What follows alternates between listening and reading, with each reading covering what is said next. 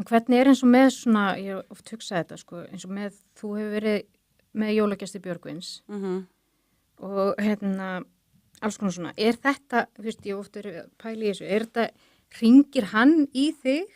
eða þarf þú að sækjast eftir þessu? Þú veist, ég hef oft hugsað, hann með svona oft alls konar fólk með. Já. Og ég alveg svona, þau að biðja að fá að vera með eða hann að sækjast, þú veist? Sko, þú veist, eiginlega bæði, sko. Já. Og það eiginlega ógeðslega góð saga, sko, af því að ég þú veist, ég með svona lista í hausnum á mér, bara yfir hluti sem ég langar þess að gera, svona bucket lista. Já. Og ég var alveg tikka nokkra hluti af þessum lista síðustu árin og hugafarið mitt einhvern veginn svona, þú veist, já, ég bæði bara svona, manifesta ég það, skilurðu, og þú veist, og ég hugsa bara, þú veist, ég að fara að gera þetta, þú veist, þetta mun gerast, skilurðu, ekki eitthvað svona, ég vonast til að það gerist, heldur bara, þetta að fara að gerast. Já.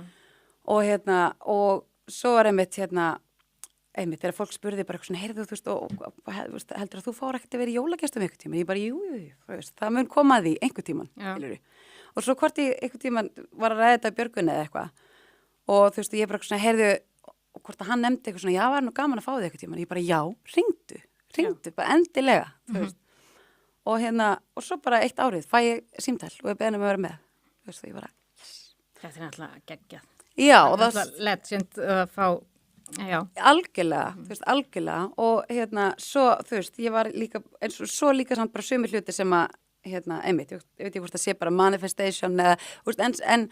ég held að fleiti mann líka rosalega langt, þú veist, að bara trúa, þú veist, á sjálfan sig, skilur, og vita bara, þú veist, ég geti þetta og ég álega rétt á að gera þetta, eða skilur, þú veist, og svona eiginlega andstæðan við imposter syndrómið, skilur, og þú veist, eins og á bucket listanum mínu var að syngja með KK,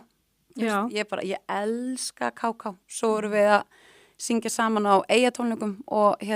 og við vorum beðin að syngja saman dúett og ég ætlaði ekki að trúa því, og þegar ég steig svo á sviðið með honum, þú veist, þetta var svo huge moment fyrir mig, sko,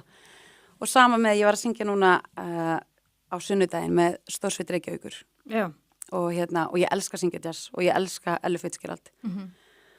og það var einmitt annað dæmi sem ég var bara, ég mun syngja með Stórsveit Reykjavíkur einhvern tímann og og var einhvern tímann að ræða við einhvern sem í Stórsveitinni og hann sagði, þú hefur nú verið með okkur einhvern tímann, ég sagði, nei, ég hef aldrei verið með okkur en þið verðið að hringja bara, þú veist, þið verðið að hringja og svo kom símtalið loksins og ég bara,